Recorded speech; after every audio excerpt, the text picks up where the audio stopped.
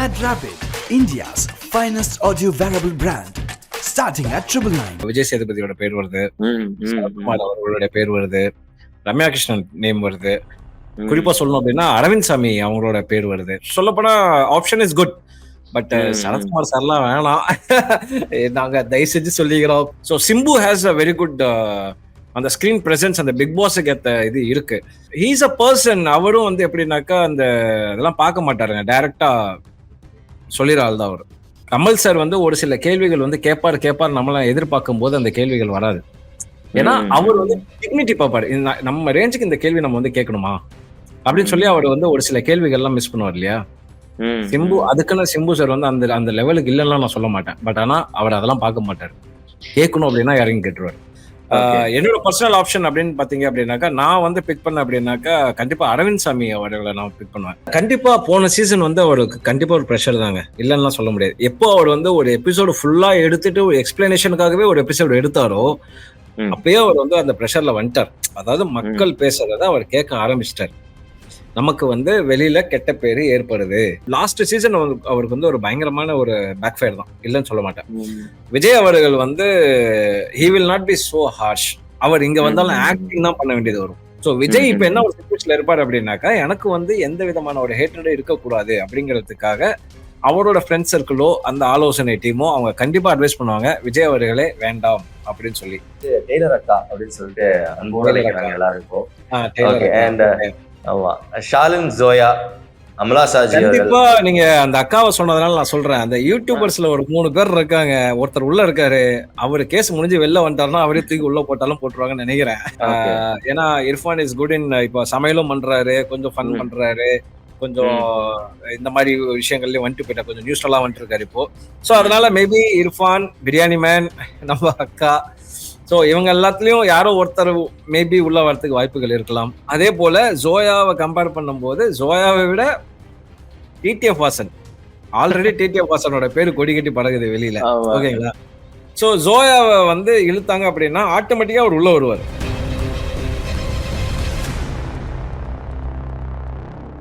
Big pass அப்படின்னு எடுத்துட்டாலே வந்துட்டு நமக்கு ஃபர்ஸ்ட் ஞாபகம் கமல் சார் தான். ஹோஸ்ட்னா அது கமல் சார் தான் அப்படிங்கிற மாதிரி.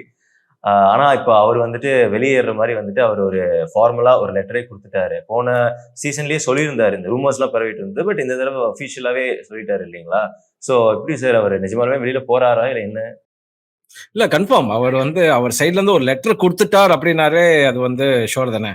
ஆக்சுவலா இது வந்து ஒரு 4 monthsக்கு முன்னாடியே வந்து ஒரு ரூமர்ஸ் இருந்தது. ஆக்சுவலா he is not going to do அப்படின்னு சொல்லி ஒரு 4 மாசத்துக்கு முன்னாடியே ஒரு ரூமர்ஸ் ஒன்று வந்தது. பட் ஆனா அது உண்மைதான்.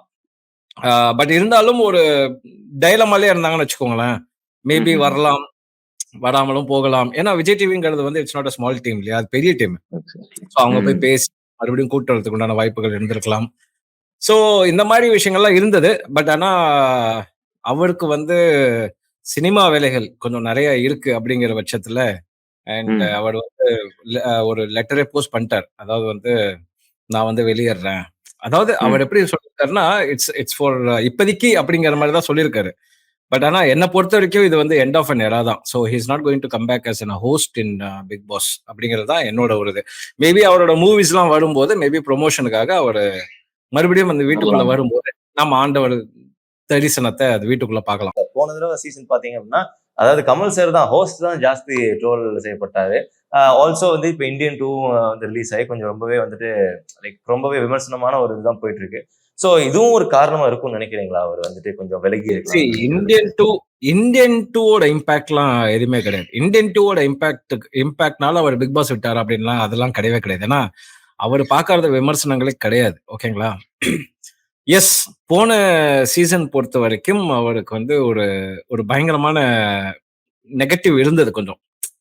நம்ம ஒத்துக்கிற விஷயம் தான். ஏன்னா நானே ஆஸ் எ ரிவ்யூவர் வந்து கொஞ்சம் நெகட்டிவா பேசியிருக்கேன். ஏன்னா அவர் எடுத்த ஒரு சில ஸ்டெப்ஸ் வந்து இட்ஸ் கம்ப்ளீட்லி ராங் அப்படிங்கிற மாதிரி. ஏன்னா அது அந்த ஒரு வாரம் ஃபுல்லா அவருக்கு வந்து பயங்கர பேக்லாஷ் ஆனதுக்கு அப்புறம் நெக்ஸ்ட் வீக் வந்து ஒரு நாள் ஒரு எபிசோடு ஃபுல்லாவே வந்து அவர் எதுக்கு எடுத்துக்கிட்டார் அப்படின்னா அந்த ரெட் கார்டு நான் கொடுக்கல, அவங்கதான் கொடுத்தாங்க அப்படிங்கிற மாதிரி ஒரு ஒரு எபிசோட ஃபுல்லாவே எடுத்துக்கிட்டாரு. அப்படின்னா அது காரணம் என்ன அப்படின்னா அது கண்டிப்பா அவருக்கு அஃபெக்ட் ஆயிருக்கு. அவர் எடுத்த ஸ்டெப் வந்து இட்ஸ் ராங் அப்படிங்கிறது அவர் கண்டிப்பா அஃபெக்ட் ஆயிருக்கு.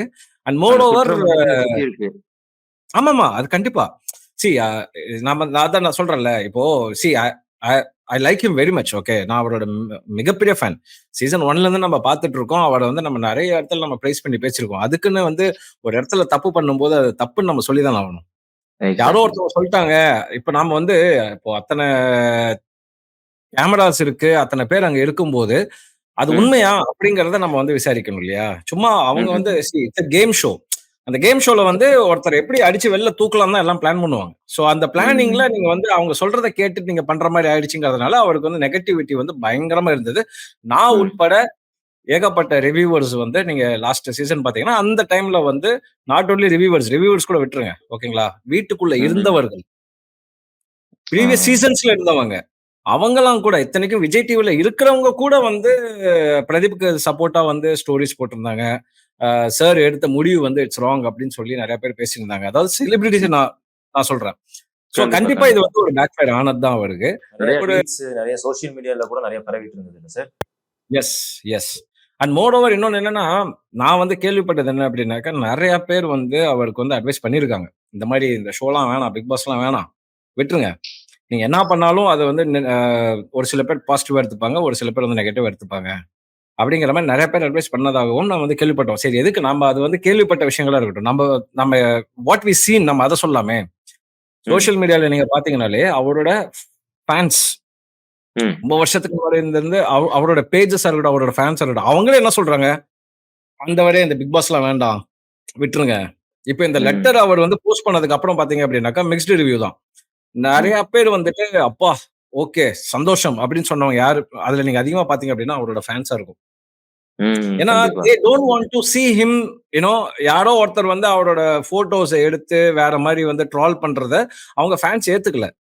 அது வேணாம், அதனால இந்த ஷோ வேண்டாம் அப்படின்னு சொல்லி அவங்க எல்லாமே வந்து அவங்க ஃபேன்ஸை விரும்புறாங்க. அப்படி இருக்கும்போது இப்போ அவர் இருக்கும்போதே இவ்வளவு பிரச்சனைகள் இருந்தது. இப்போ இன்னைக்கு யாரு இப்ப யாரு ஹோஸ்டா வர போறாங்கிறது உங்களுக்கு தெரியாது, எனக்கும் தெரியாது இப்போதைக்கு. ஃபார் எக்ஸாம்பிள் நம்ம எடுத்துப்போம்.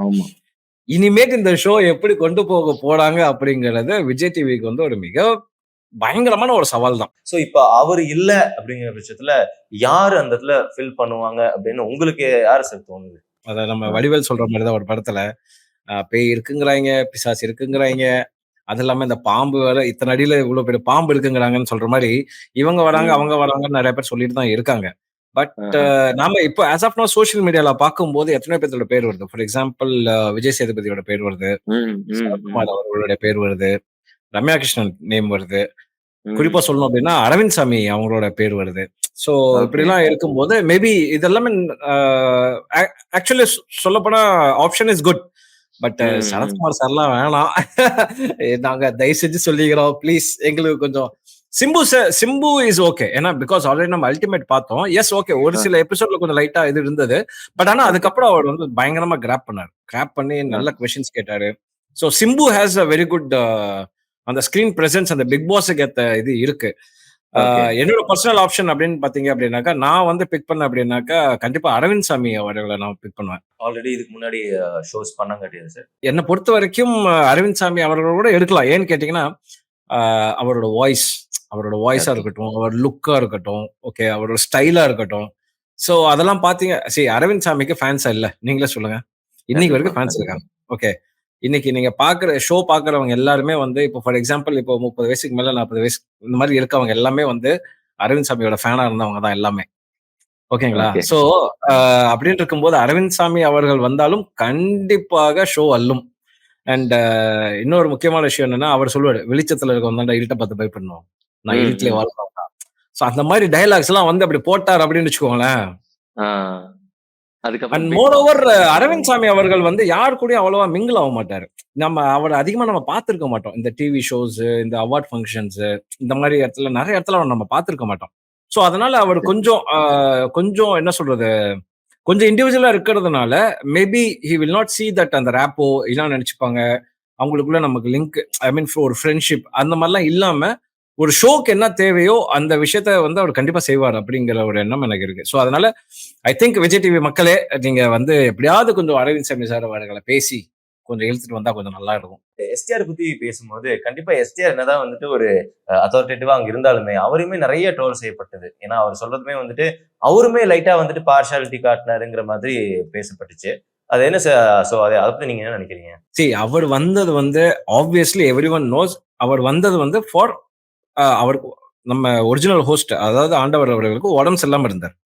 ஸோ அதுக்கப்புறம் அந்த மூவி ஷூட்டிங், விக்ரம் மூவி ஷூட்டிங்ல பிஸியா இருந்ததுனால he is going to be here for only few days அப்படிங்கிறது he knows very well. So அதனால அவர் என்ன பண்ணார் அப்படின்னா, நம்ம வந்து வந்தோம், நம்மளால எந்த ஒரு பாதிப்பும் இருந்துடக்கூடாது இந்த வீட்டுக்குள்ள அப்படின்னு சொல்லி அவர் என்ன பண்ணாரு அப்படின்னாக்கா, இந்த வீட்டுல அந்த ஒரு விஷயம் இருக்கு இல்லையா, அதை நம்மளால அதை உடஞ்சிடக்கூடாது அப்படிங்கிறதுக்காக அவர் அழகா வந்து அவரால் என்ன செய்ய முடியுமோ அதை மட்டும் செஞ்சுட்டு போயிட்டார். இப்போ ஃபார் எக்ஸாம்பிள், இப்போ எப்படி வந்து நம்ம ஆண்டவர் இது என்னோட வீடு அப்படின்னு சொன்னாரோ, இன்னைக்கு அவர் வெளில போயிட்டார். நாளைக்கு சிம்பு அவர் தான் இந்த பிக் பாஸோட ஹோஸ்ட் அப்படின்னு சொல்லும்போது நாளைக்கு அவர் வந்து என்ன சொல்லுவார்னா, இது ஏன் வீடு அப்படின்பாரு. கரெக்டா? அப்போ இப்போ என் வீடுன்னு சொல்லும் போது நம்ம அன்னைக்கு பார்த்த சிம்புவை விட இன்னைக்கு பாக்குற சிம்பு வேற மாதிரி இருக்கும். Okay, for sure. இன்னும் ஹோல்ட் இருக்குன்னு சொல்ல வரீங்களா சார்? இன்னும் கொஞ்சம் என்ன சொல்றது, கொஞ்சம் ஹார்ஷா இறங்குவாரு. And he is a person. அவரும் வந்து எப்படின்னாக்கா அந்த இதெல்லாம் பார்க்க மாட்டாருங்க, டைரக்டா சொல்லிடுற ஆள் தான் அவர். நம்ம பார்க்காத இந்த ஆடியோ லான்ச்சர்ஸ் எல்லாம் நிறைய பார்த்திருப்போம் இல்லையா, அப்புறம் அந்த பிரஸ் மீட் எல்லாம் நிறைய பார்த்திருப்போம். என்ன கேள்வி கேட்டாலும் அதுக்கு ரிட்டர்ன் அவர் கொடுத்துருவாரு. ஸோ அப்படி இருக்கும்போது அவர் வந்து இன்னைக்கு நான் தான் ஹோஸ்ட், இந்த வீடு என்னது அப்படின்னு ஒரு மனநிலைமையில அவர் இருக்கும்போது இந்த ஷோ வந்து அவர் வேற மாதிரி கொண்டு போவார். இன்னும் கொஞ்சம் ஹார்ஷா ஸ்ட்ரிக்டா கொண்டு போவார். And one more thing, Kamal sir வந்து ஒரு சில கேள்விகள் வந்து கேட்பார் நம்மளாம் எதிர்பார்க்கும் போது அந்த கேள்விகள் வராது. ஏன்னா அவர் வந்து டிக்னிட்டி பார்ப்பாரு. நம்ம ரேஞ்சுக்கு இந்த கேள்வி நம்ம வந்து கேட்கணுமா அப்படின்னு சொல்லி அவர் வந்து ஒரு சில கேள்விகள் எல்லாம் மிஸ் பண்ணுவார் இல்லையா. அதுக்குன்னு சிம்பு சார் வந்து அந்த லெவலுக்கு இல்லைன்னா நான் சொல்ல மாட்டேன். பட் ஆனா அவர் அதெல்லாம் பார்க்க மாட்டார். கேட்கணும் அப்படின்னா இறங்கி கேட்டுருவார். ஓகே. அண்ட் ஐ ஹோப் இந்த மாதிரி ஒரு விஷயங்கள்லாம் இருக்கும்போது Simbu is also very good pick and already has a very good experience in Big Boss. அதே போல வந்துட்டு இப்போ கமல் சார் பத்தி பார்க்கும்போது போன சீசன்ல மாயாக்கு வந்து ரொம்ப சப்போர்ட்டிவா இருந்தது வந்துட்டு அவரு மிகப்பெரிய ஒரு எதிர்ப்பு இப்ப இருக்கு அப்படின்னு சொல்லிட்டு அதுவும் ஒரு விஷயமா பரவிட்டு தான் இருக்கு. அதுக்கான காரணம் என்னன்னு சொல்லிட்டு நமக்கு தெரிஞ்ச ஒரு விஷயம் தான். சோ அதுக்கு வந்துட்டு ரீசனா இருக்குமா, அதுவும் ஒரு காரணமா இருக்குமா, ஒரு ப்ரெஷர் இருந்திருக்கும்னு நினைக்கிறீங்களா? இல்ல, கண்டிப்பா போன சீசன் வந்து அவருக்கு கண்டிப்பா ஒரு ப்ரெஷர் தாங்க, இல்லைன்னா சொல்ல முடியாது. எப்போ அவர் வந்து ஒரு எபிசோடு ஃபுல்லா எடுத்துட்டு ஒரு எக்ஸ்பிளனேஷனுக்காகவே ஒரு எபிசோடு எடுத்தாரோ அப்பயே அவர் வந்து அந்த ப்ரெஷர்ல வந்துட்டார். அதாவது மக்கள் பேசுறத அவர் கேட்க ஆரம்பிச்சிட்டார். நமக்கு வந்து வெளியில கெட்ட பேரு ஏற்படுது, நமக்கு வந்து இந்த மாதிரி அவர் சொல்லலாம், ஸ்கிரீன்ல சொல்லலாம், இந்த மாதிரி இதெல்லாம் நான் பார்க்காத விமர்சனங்களா, இதெல்லாம் நான் வந்து கேட்டுக்க மாட்டேன் அப்படின்னு அவர் சொல்லலாம். பட் என்னதான் இருந்தாலும் ஒரு ஓரத்துல கொஞ்சம் லைட்டா அப்படி எட்டி பார்த்துட்டு தான் போகும் ஒரு பிரச்சனை அப்படிங்கும்போது. ரைட்டுங்களா? ஸோ அது என்னை பொறுத்த வரைக்கும் லாஸ்ட் சீசன் அவருக்கு வந்து ஒரு பயங்கரமான ஒரு பேக் ஃபயர் தான், இல்லைன்னு சொல்ல மாட்டேன். அவர் ஃபர்ஸ்ட் சீசன்ல இருந்தே அவர் பார்க்காத விமர்சனங்கள் இல்லைங்க. இப்ப ஃபர்ஸ்ட் சீசன் வந்து ஆரம்பிக்கும் போது இட்ஸ் நியூ, உங்களுக்கும் ஃப்ரெஷ், எனக்கும் ஃப்ரெஷ். ஸோ நம்ம எல்லாம் அப்படியே புதுசா அந்த ஷோவை பார்த்தோம். ஓகேங்களா?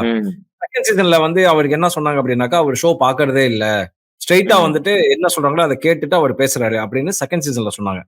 மூணாவது சீசன்ல என்ன சொன்னாங்கன்னா, வி ஆர் த பாய்ஸுக்கு மட்டும் அவர் சப்போர்ட்டா இருக்காரு, புல்லி கேங்க்கு சப்போர்ட்டா இருக்காரு அப்படிங்கிற மாதிரி பேசினாங்க. ஃபோர்த் சீசன்ல வந்து ஆடியை மட்டும் ஃபோக்கஸ் பண்றாரு, ஆடியை மட்டும் கொண்டு வரதுக்கு ட்ரை பண்றாரு அப்படிங்கிற மாதிரி அவர் பண்ணாங்க. ஸோ ஒவ்வொரு சீசனுக்குமே அவருக்கு நீங்க பாத்தீங்கன்னு வச்சுக்கோங்களேன், ஒரு விதமான ஒரு நெகட்டிவ் இம்பாக்ட மக்கள் கிரியேட் பண்ணிட்டு தான் இருந்தாங்க. பட் சீசன் 7 வாஸ் ஒரு majority of the group celebrities, வீட்டுல இருந்தவர்கள், வெளியில ரிவ்யூவர்ஸ், அப்புறம் மக்கள் எல்லாமே வந்து பேச ஆரம்பிச்சிட்டாங்க. அதுவும் இல்லாம இன்னொன்னு என்ன அப்படின்னாக்கா, இந்த ஷோ வந்து நம்ம ஆண்டவர் பண்றதுனால இது வந்து நேஷனல் நியூஸ், பேப்பர்ல எல்லாம் வந்துருச்சு, நியூஸ்ல எல்லாம் வந்துருச்சு. ஓகேங்களா? சோ அவர் ஹோஸ்ட் பண்ணதுனால இது இன்னும் வந்து பயங்கரமான ஒரு நியூஸா போயிடுச்சு. ஏன்னா அவரு முக்கியமான விஷயம் என்ன அப்படின்னாக்கா, is not only the actor, is a leader of a party.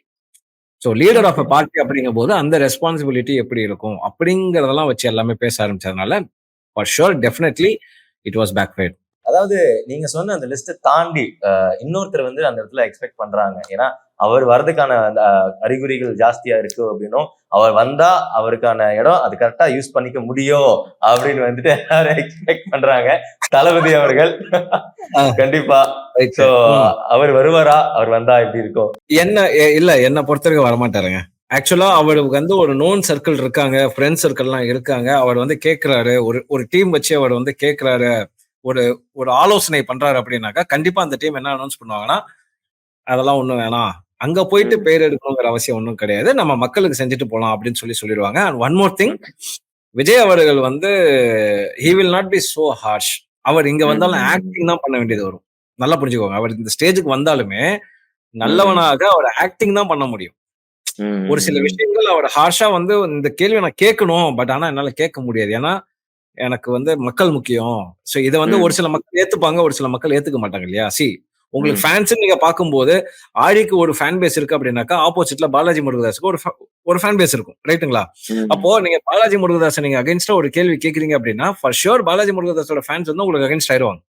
So Vijay இப்ப என்ன ஒரு சிச்சுவேஷன்ல இருப்பாரு அப்படின்னாக்கா, எனக்கு வந்து எந்த விதமான ஒரு ஹேட்ரடும் இருக்கக்கூடாது அப்படிங்கிறதுக்காக அவரோட ஃப்ரெண்ட் சர்க்கிளோ, அந்த ஆலோசனை டீமோ அவங்க கண்டிப்பா அட்வைஸ் பண்ணுவாங்க. விஜய் அவர்களே வேண்டாம் அப்படின்னு சொல்லி. இதே நீங்க இந்த இடத்துல அரசியல்ல நீங்க வந்து சீமான் அண்ணாவ சொல்றீங்கன்னு வச்சுக்கோங்களேன், அது வேற விஷயம். என்ன பொறுத்த வரைக்கும் இவங்க சப்போஸ் சீமான் அண்ணாவ அப்ரோச் பண்ணாங்க அப்படின்னாக்கா, ஃபார் ஷூர் 100% அவர் அக்செப்ட் பண்ணுவாருன்னு தான் எனக்கு தோணுது. ஓகே. சரி, சரி. இப்போ தளபதி வந்துட்டு வரதுக்கான வாய்ப்புகள் இல்ல அப்படின்னு சொல்றீங்க. பட் தளபதி வருவாரு நீங்க நீங்க என்ன நினைக்கிறீங்க? வந்தா நல்லா இருக்கும்னு நினைக்கிறீங்களா? இல்ல உங்களுடைய இல்ல வந்தா கருத்து? இல்ல வந்தா அவருக்கு பேக் ஃபயர் தான். வேண்டாம். அவர் வந்தா பேரு கெட்டுரும். என்ன பொறுத்த வரைக்கும் அவர் வந்தா பேரு கெட்டுரும். ஓகே. ஓகே. அதனால அவர் வராமல் வெளியில இருந்து மக்களுக்கு உண்டான சேவைகளை செஞ்சு இந்த மாதிரிலாம் பண்ணிட்டு இருந்தாரு அப்படின்னாக்கா அவருக்கு எந்த பிரச்சனையும் இல்ல. See Kamal sir is legend. அவர் நல்லா ஹேண்டில் பண்ணிப்பார். எல்லாமே அது போல ஹேண்டில் பண்ணுவாங்களா அப்படின்னு கேட்டீங்கன்னா இல்ல. விஜய் அவர்கள் வந்து நம்ம மூவிஸ் எல்லாம் பார்த்திருப்போம். ரொம்ப ஹார்ஷா பேசுவாரு, இதெல்லாம் பண்ணுவாரு, பயங்கரமா என்ன சொல்றது ஆக்ஷன் பண்ணுவாரு, டான்ஸ் பண்ணுவாரு எல்லாம். பட் ஒரு ரியல் லைஃப்லயோ ஒரு ஸ்டேஜ் ஷோலயோ அதுலயோ பாத்தீங்கன்னா அவர் கொஞ்சம் இன்ட்ரோவர்ட்டா தான் இருப்பார். Is not extrovert. கொஞ்சம் இன்ட்ரோவர்ட்டா சாஃப்டா தான் இருப்பார். சோ அந்த சாஃப்ட் கேரக்டர் நமக்கு பிக் பாஸ்ல எடுபடி ஆகாது. நமக்கு பிக் பாஸை பொறுத்த வரைக்கும் எல்லா விதமான ஒரு முகம் பாவனைகளும் வேண்டும். இப்போ நம்ம ஆண்டவரே பாத்தீங்க அப்படின்னாக்கா கொஞ்சம் ஒரு எமோஷனல் சீன் பேசிட்டு இருக்கும்போது அவருக்கு கிளிசரின் எல்லாம் தேவையில்லை. ஆட்டோமேட்டிக்கா அவர் கண்ணு ரெட் ஆயிரும், அவர் ஊத்தும் அவருக்கு. ரைட்டுங்களா? அதெல்லாம் அவருக்குலாம் அப்படியே ஆட்டோமேட்டிக் அதெல்லாம். சோ இங்க பிக் பாஸை பொறுத்த வரைக்கும் நீங்க வந்து எல்லா விதமான ஒரு ஃபேஸ் நீங்க வந்து வெளிக்கொண்டு வந்தே ஆகணும். ஸோ நான் தான் சொல்றேனே, இப்போ விஜய் அவர்கள் வந்து வெளியில இருக்கிறது தான் பெஸ்ட். பிக் பாஸ் எல்லாம் வேண்டாம். ஏன்னா அவர் வந்தார் அப்படின்னா he will not be real and frankly telling he will not be real. ஓகேங்களா? he will be forced to be real but he will not be real. Host பத்தி பேசணும். அடுத்தது வந்து நம்ம கண்டெஸ்டன்ட் பத்தி தான் பேசணும். இப்போ அடுத்து வந்துட்டு இப்போ கண்டிப்பா சோசியல் மீடியால வந்துட்டு சில பேர்கள்லாம் வந்துட்டு இருக்கு. சில பேர் நான் எடுத்து வச்சிருக்கேன். I just read it out to you. இதுல யாரெல்லாம் வரதுக்கான வாய்ப்புகள் இருக்குன்னு சொல்லி நீங்க சொல்லுங்க. கண்டிப்பா. Okay. Cook with Comali Pooja and டயாலோ டிசைன்ஸ், அதாவது வந்துட்டு டெய்லர் அக்கா அப்படின்னு சொல்லிட்டு அன்போட அழைக்கிறாங்க எல்லாரும் இப்போ. ஓகே. அண்ட் ஆமா ஷாலின் ஜோயா, அமலா சாஜி. கண்டிப்பா நீங்க அந்த அக்காவை சொன்னதுனால நான் சொல்றேன். அந்த யூடியூபர்ஸ்ல ஒரு 3 பேர் இருக்காங்க. ஒருத்தர் உள்ள இருக்காரு. அவரு கேஸ் முடிஞ்சு வெளில வந்துட்டாருன்னா அவரே தூக்கி உள்ள போட்டாலும் போட்டுருவாங்கன்னு நினைக்கிறேன். சோ இதெல்லாம் இவங்க எல்லாம் பிளான் பண்ணி இந்த பிக் பாஸுக்காக பண்ணாங்களா எல்லாம் நமக்கு தெரியல. பட் எனிவே என்ன பொறுத்த வரைக்கும் கண்டிப்பா இர்ஃபான் அவர்களை அப்ரோச் பண்ணுவாங்க. ஏன்னா இர்ஃபான் இஸ் குட் இன் இப்போ சமையலும் பண்றாரு, கொஞ்சம் ஃபன் பண்றாரு, கொஞ்சம் இந்த மாதிரி விஷயங்கள்லயும் வந்துட்டு போயிட்டா, கொஞ்சம் நியூஸ்லாம் வந்துட்டு இருக்காரு இப்போ. சோ அதனால மேபி இர்ஃபான், பிரியாணி மேன், நம்ம அக்கா, சோ இவங்க எல்லாத்துலயும் யாரோ ஒருத்தர் மேபி உள்ள வரதுக்கு வாய்ப்புகள் இருக்கலாம். அண்ட் ஃபார் ஷுர் ஜோயா போல ஒரு ஆள் வந்து, ஏன்னா ஜோயாக்கு நல்ல ஒரு ஃபேன் பேஸ் வந்து கிரியேட் ஆயிருக்கு. நிச்சயமா. அதே போல ஜோயாவை கம்பேர் பண்ணும்போது ஜோயாவை விட டிடிஎஃப் வாசன், ஆல்ரெடி டிடிஎஃப் வாசனோட பேரு கொடி கட்டி பறகுது வெளியில. ஓகேங்களா? சோ ஜோயாவை வந்து இழுத்தாங்க அப்படின்னா ஆட்டோமேட்டிக்கா அவர் உள்ள வருவார். கண்டிப்பா வந்துருவாரு. அது மேபி அவர் வந்து பிக் பாஸ் வீட்டுக்குள்ள வராரோ இல்லையோ அது வேற மேட்ரு. அவர் வெளியில இருந்தாலும் அவரோட ஒரு இம்பாக்ட் இருக்கும் இந்த ஷோக்குள்ள. இல்ல அவரை தூக்கி உள்ள போட்டாலும் அது ஒரு பயங்கரமான இம்பாக்டா தான் இருக்கும். சோ என்ன பொறுத்த வரைக்கும் டிடிஎஃப் வாசன், ஜோயா இந்த மாதிரி விஷயங்கள்ல கூட இறக்கி விடுறதுக்கு உண்டான வாய்ப்புகள் இருக்கு. அண்ட் அடுத்தது வந்துட்டு ஏ2டி, அவருக்கும் வாய்ப்புகள் இருக்கா அப்படின்னு சொல்லி எனக்கு தெரியல. டவுட். அது அவர் ஏத்துப்பாராங்கிறது எனக்கு தெரியல. சோ மேபி வந்தாலும் நல்லாதான் இருக்கும். ஆனா ஒண்ணே ஒண்ணு மட்டும் சொல்றேன் பிரதர். இத்தனை நாளா இருந்த ஹோஸ்ட் யாரு உங்களுக்கு தெரியும். நிறைய பேர் என்ன பண்ணாங்க அப்படின்னா, ஸ்டேஜ்ல ஃபர்ஸ்ட் டே என்டர் ஆகும்போது அவரோட ஹக் பண்ண உடனே என்ன சொல்லுவாங்க அப்படின்னா, சார் நான் இப்படியே கூட வீட்டுக்கு போயிடுறேன், எனக்கு இது போதும் சார் ஆமா. அப்படின்னு சொல்லுவாங்க நிறைய பேர்.